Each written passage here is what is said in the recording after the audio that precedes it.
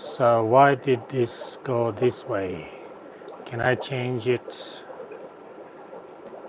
Ah, okay, so apparently I managed to set the live stream, but I got it in this orientation, which is not very helpful, is it? So let's make get my stand rotated so I can work through this. So here we are. Oh, well, that's working very well. I have to say. Okay. So welcome to my live stream, which is currently wonky, and this stand is not working. So welcome everyone. So just a very quick live stream to show you guys my automatic or semi-automatic. I call it semi-automatic because I have to manually turn taps on and off to do water changes. Great that you managed to get your popcorn, Trevor. So a very quick live stream to show you guys my automatic water change system on my shoe boxes, and I'm actually going to do a few more, and I just need to figure out how to make this stand work. Oh, I can make it work this way. So okay, that's gonna, sorry about the wobble. We go like that. Oops, fingers, hold that, and good. That's holding. That's holding. There's a slight chance that my phone will fall into my shoebox. So I'll just put something underneath it. So hello, and so hopefully we won't have that issue. So I previously did my whole fish room, all my tanks, automatic water changes with the taps turning on and off. So hi Trinity, welcome. So actually this angle, even though I did this by accident, it actually gives you a better perspective, so I'll be able to explain it a little bit more. So all my tanks in the fish room, over 130 tanks, they're all small. I have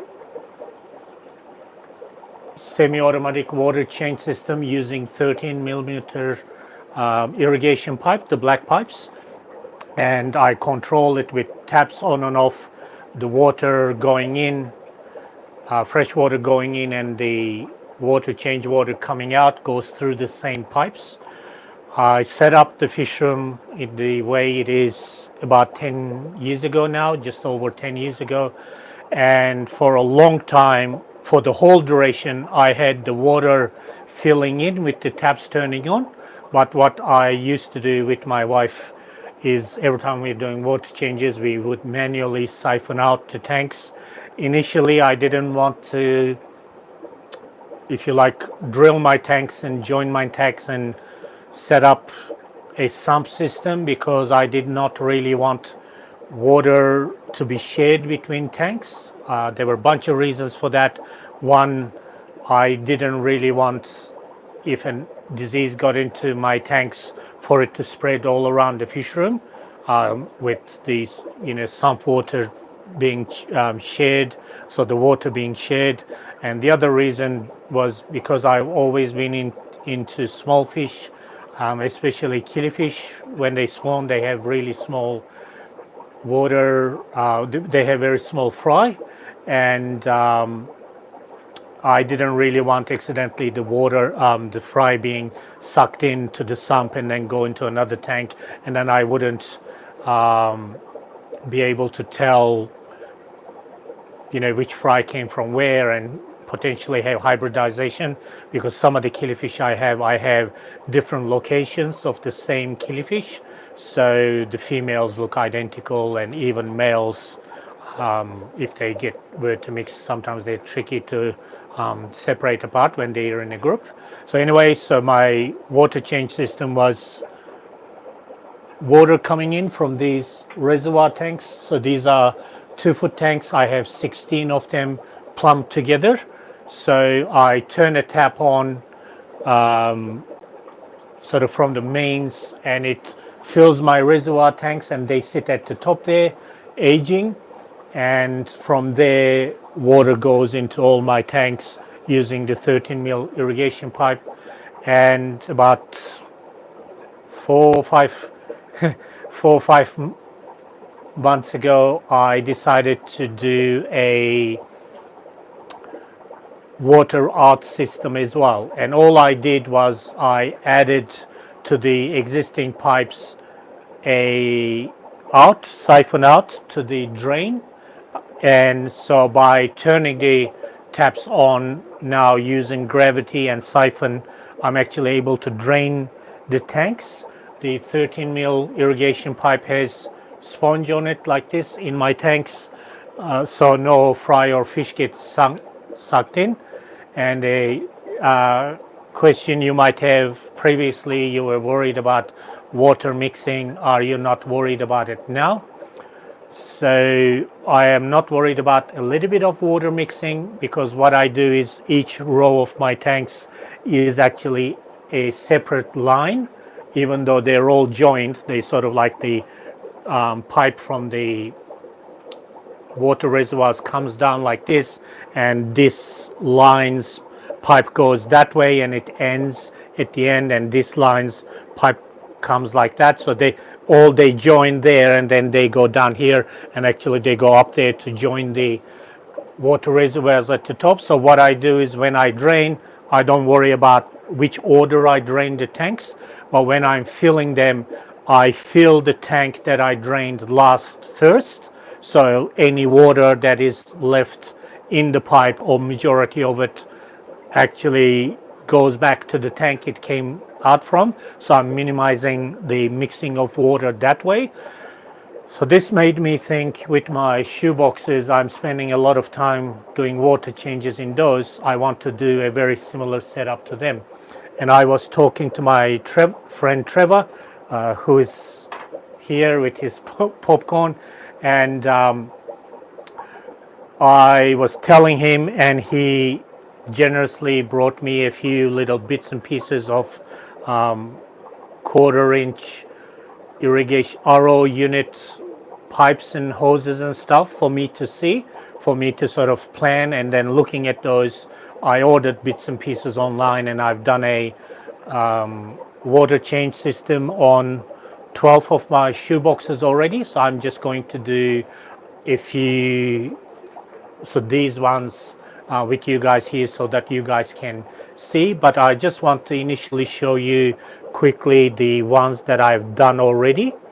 And if I actually move the line here, so my water reservoirs are at the back, and this pipe here with the tap, I turn that on and off, and it goes down here, and it goes along that line, and it comes down, and it goes along this line. And here I added another pipe, and from here it comes sideways. I added another tap to control it, and then this here sort of makes it go from the 13 mil into the 1/4-inch, and then from here with an elbow it comes through into my shoebox. And sort of this is the setup I've done. I just put a little bit of a sponge there, a tap and a T, and it sort of goes along the tank, so that I actually, after I did this, I tested this, and it's sort of basically all along this line is done. So I'm just going to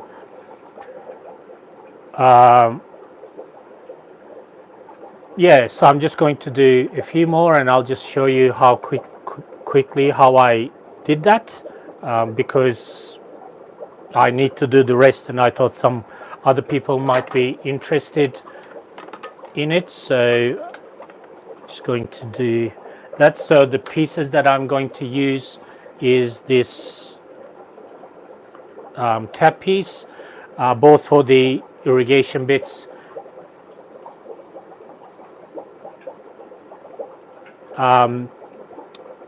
Welcome Trinity. Yes, quite a few chromaphysemians I had over the years, and at the moment I have Agboa, Jos Plato, and Poliaki. So love my killies. So this is the tap. Always I recommend when people are doing any sort of plumbing for your tanks, and when you're getting any sort of pipe taps, just double check that they work smoothly, because in the past I made the mistake with 13 mil ones. I did a line, and then I found one tap was really hard to turn, and over time it's sort of you can get it a bit looser, but it is a lot of work. So if you can just check it beforehand before you use it, it's good. So I use the elbow at the start, because this line, these ones are going to go that way where they're going to be connected. So this last one is just going to be like that. And then also use these T pieces, and I'm using the quarter inch black. It's basically air hose size pipe. And the other stuff that you need is a sponge to put at the end, so that because these shoe boxes are for my fry, even a small diameter hose like this will obviously siphon the fry out. So it is important that I have a sponge at the tip of it, so that there's no fry goes through the line and I lose fry, or actually my fry gets mixed up in between the tanks. So I have this and a scissors to cut my foam. I use a knife to cut it to this size from a big piece, but when they're this size I can use a scissors and a little hose cutter to do the hose. So if I quickly start doing that, it will be a bit painful to watch for some people, but I don't really like to, or I don't really see the need to be super precise and measure things to the millimeters and stuff. I eyeball it. So I start with a piece this size, and I put my tap in, and so that's the beginning of my, and these are push connect. If you never used them before, they're the sort of fittings that RO units and some home filtration systems and home brewing systems and stuff have. And there's this bit here, you actually push that bit back so that you can actually pull this line back out. When this is pushed in, without pushing that bit in, it's actually fairly secure and it doesn't come out. And because it works for RO systems and stuff and home brewing stuff, it's actually pretty good in the way I'm trying to use it, because there's very little pressure on the system. I'm just using siphon and gravity, so it is actually working very well. And the beginning of my line is going to be a elbow. So this is basically how, and I'm going to push that in, and that's it. So this is the beginning of my line. So it's going to be in this first one, and now I have to do the next little bit. So again, I'm not really going to measure it because I've already done it 12 of them the other day, so I sort of roughly know what size line I use. So I'm using a line about that long, and I'm going to cut this into 4 bits. So what I've done is I've cut it into 2, and then long ways I go this way, and then I end up having a piece like this. I use the sharp end of scissors. I cut into this way, and you guys can feel free to ask me about stuff while I'm doing this. And then there's that hole in there, and I can easily then push the hose in. So now when that's in the water, that's not really going to siphon any fry out. And then when I push this bit there, so that's one shoebox line done. So I will be controlling, so this is on and this is off. So this is going to go in this tank like this, and then it's going to go that way. So I roughly sort of go halfway through this line to halfway through that line. Sort of it is about there. I cut that. Because the hose comes in a sort of a reel, it sort of helps to try to make it go a bit straighter before you plug everything in, because later on it's a bit harder to manage that. So it's sort of now a bit straighter. So all I'm going to do is this end, I'm going to push that in. So that's in, and then at this end I'm going to put a T. So the T goes on that end, and that's in. So that's the start of the second line, and then basically I'm just going to repeat the process. So just a short line that I'm straightening into a tap. I just check the tap's working. It is working. So this is the start of it. A little bit longer part of the hose for the sponge. So oops, that dropped. So, and I again try to make it straighter, and I can just push that in there straight away, and then all I have to do is add the sponge. Again, I'm putting hole on the sponge and make sure that I don't go through the other side, and then this goes through there, and then that's the one for this next one ready. So if I go here and plug that in there, so that's the second one done. So I don't know if, can you zoom in with this? You can zoom with that. So now I've done two of the lines, so this first one and the second one, they're in the water. So I'm just going to do quickly a couple more, because that's all I plan to do today. So it's another little bit of a line. So after I've done these 12 that are working at the moment, I was saying to myself, why haven't I done this years ago? Other people's fry raising systems and stuff, it has been quite popular last so many years on YouTube.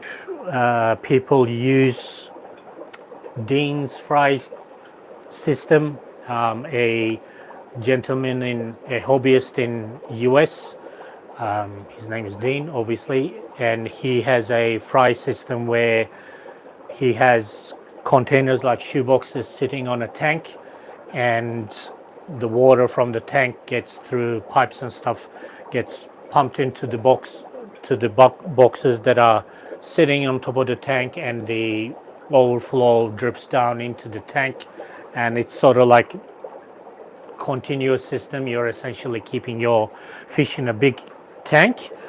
Obviously I've been keeping and breeding fish way before YouTube was around, and what in the past we always knew, because of sort of killifish, my interest in killifish anyway, a lot of killifish people always raised their fry in shoeboxes, and always in Australia, to me, I was a bit like, what is a shoebox? And then through reading various fish journals, I figured out, because people assume everyone knows what a shoebox is, but if you haven't ever seen a shoebox, you go, what is it?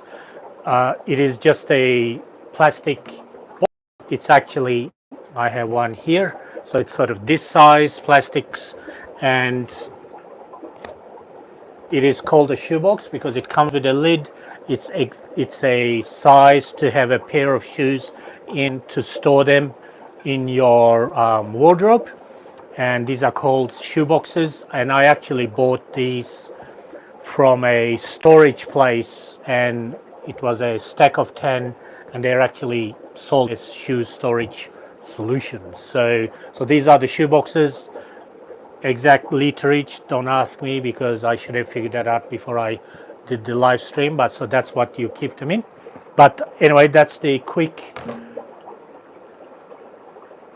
water change system, and then I would turn those taps on once I add that to my line, and the water will drain and then refill as well.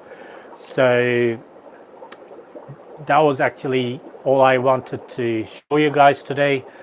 My wife, who is super supportive of my hobby and the fish room, and we do a bunch of things in the fish room together, have been telling me my live streams are a little bit all over the place. I'm talking about anything and everything, that I should have one topic, quick, fast and quick, give people the information and set them free. So hopefully this is basically one of those. So if you end up having any questions about how the shoe box water change system goes, if any details I might have skipped, please ask questions in the comments, even after the live stream ends, and which I don't usually say, but you know, give us a like and a subscribe if you liked this information.